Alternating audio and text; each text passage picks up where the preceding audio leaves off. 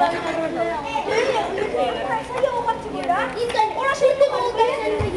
Yok, o saniye kullanacak. Ona hakim ettiğine kolay bir küçük. Ona şimdi var.